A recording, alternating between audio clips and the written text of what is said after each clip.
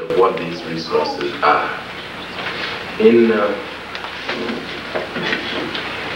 a little book that was, I think, translated into English, I have not read the English version, but it's called Les Fondements économiques et culturels de l'État fédéral d'Afrique noire. The economic and cultural basis, foundations of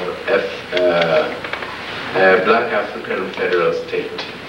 I think it's available in English translation. Sheikh Anta Diop laid out the resources we have if we look at the entire African continent. Because you see, if you look at a country like the Gambia or Sierra Leone, if you cut it off from Africa and you try to see what resources do they have, you will come away thinking, well, these are poor people.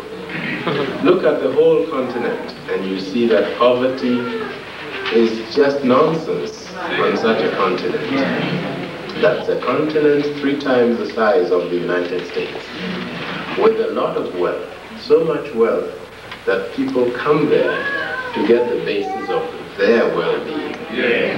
And it's been happening for centuries, and the continent is still not exhausted.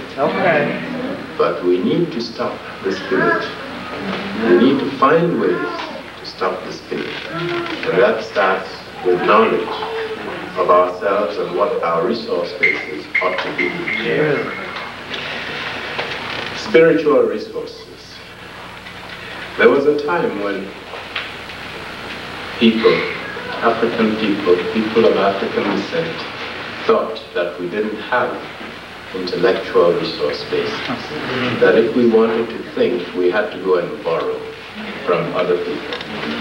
We know better now. We know better now. And it is time for us to get a hold of these resources. But for all that, we need to study. Unfortunately, we have been told that knowledge and study isn't our bag. We need to get out of that way of thinking, because forward movement is not going to happen unless we recognize that there is a hierarchy of values, that a human being, according to Tahetet, is made up of a head, a belly, sexual organs, among other things.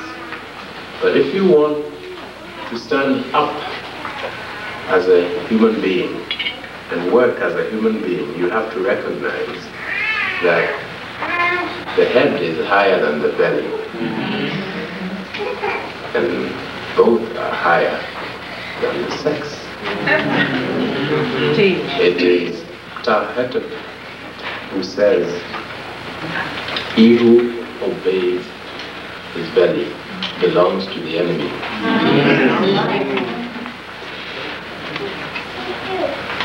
And I happen to know of a vow that healers make among my mother's people. Before they can become certified healers, they have to learn a number of things, including discipline. And one of the vows they take is never to let their sexual organs rise higher than their heads. It doesn't say don't let it rise, by all means, but not higher.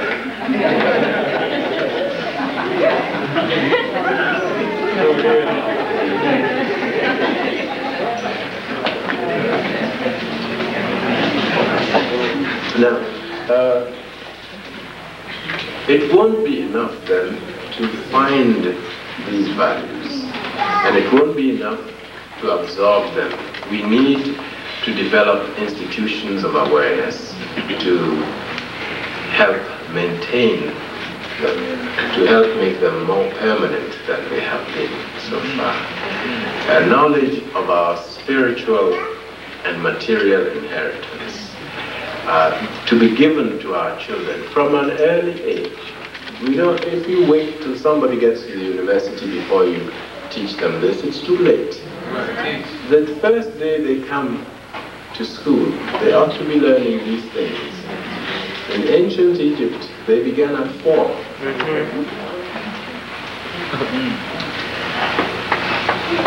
Now, as far as institutions are concerned, we all know that the schools available to us are full of holes.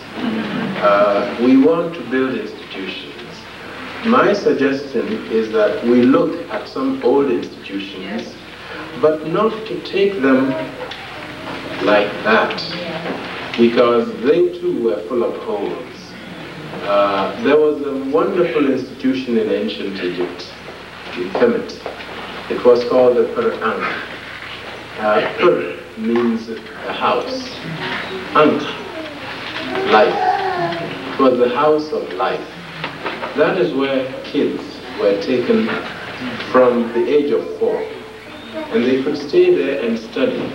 The first thing they was taught was knowledge of their ancestors. That's why it was called the House of Life. The ancestors were dead, but their memory was kept alive in the House of Life.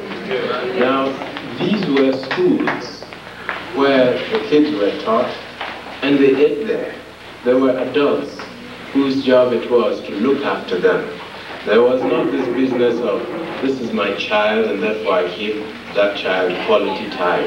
Quality time belonged to all the children of the community. And if adults were available, well, that was all to the good. We need to create modern versions of the oldest of African schools, the Quran. Thank you.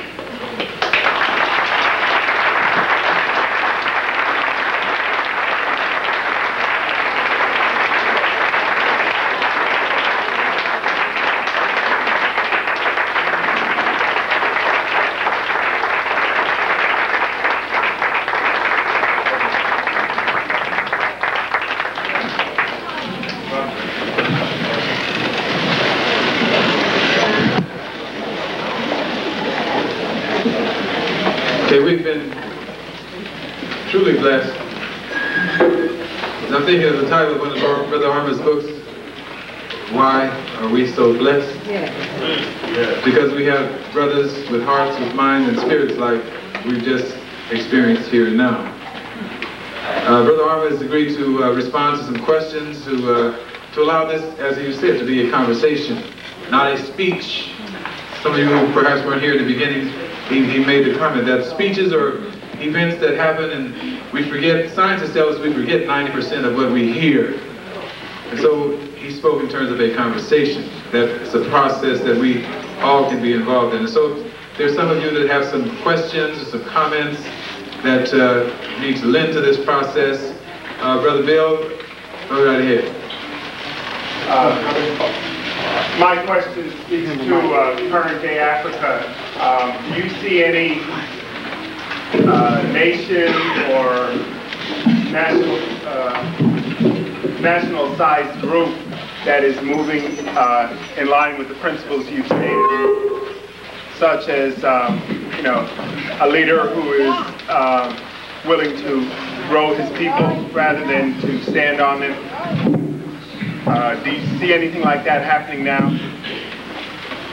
Thank you. The follow-up question is, do you see anything like that developing or anything for us to point to? You guys put Brother Armah back up there in the middle.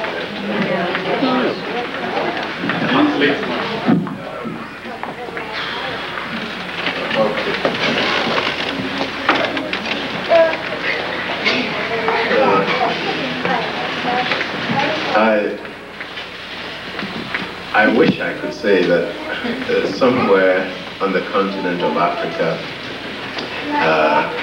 a Pan-African consciousness was taking official form. I cannot say that.